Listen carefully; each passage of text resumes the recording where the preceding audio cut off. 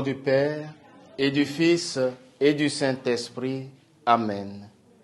Viens, Esprit consolateur, viens, toi qui connais nos peurs, viens, apaise notre cœur. Toi, le défenseur, viens nous donner la charité. Fais de chacun de nous une lumière vivifiante. Évangile de Jésus-Christ selon saint Jean. En ce temps-là, quand Lazare fut sorti du tombeau, beaucoup de Juifs qui étaient venus auprès de Marie et avaient donc vu ce que Jésus avait fait crurent en lui. Mais quelques-uns allaient trouver les pharisiens pour leur raconter ce qu'il avait fait. Les grands prêtres et les pharisiens réunirent donc le conseil suprême. Ils disaient: « Qu'allons-nous faire? Cet homme accomplit un grand nombre de signes. Si nous le laissons faire, tout le monde va croire en lui et les Romains viendront détruire notre lieu saint et notre nation. » Alors l'un d'entre eux, Caïphe, qui était grand prêtre cette année-là, leur dit: « Vous n'y comprenez rien.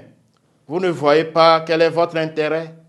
Il vaut mieux qu'un seul homme meure pour le peuple et que l'ensemble de la nation ne périsse pas. » Ce qu'il disait là ne venait pas de lui-même, mais étant grand prêtre cette année-là, il prophétisa que Jésus allait mourir pour la nation.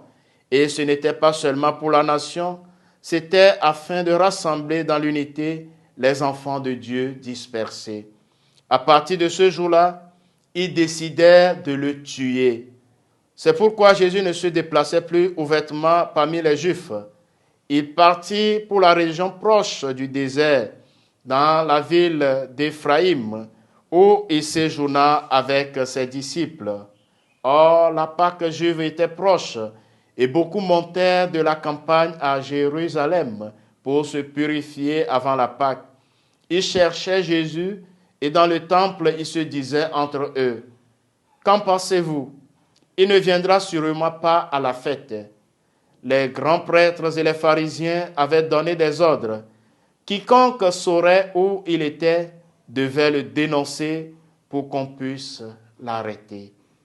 Acclamons la parole de Dieu.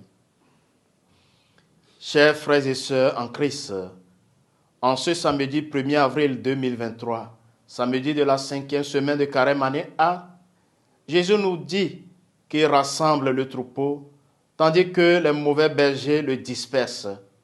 Il est venu donner sa vie pour ses brebis, tandis que Caïphe, emporté par sa haine, veut éliminer Jésus. Les pharisiens auraient dû être les premiers à reconnaître Jésus par le témoignage des miracles qu'il accomplissait. Mais dans leur jalousie et leur haine, leur incompréhension, ils cherchent comment ils pourraient se débarrasser de lui.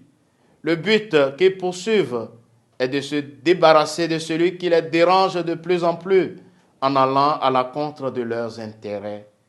Jésus, qui se s'est poursuivi, traqué, condamné d'avance, monte courageusement vers Jérusalem.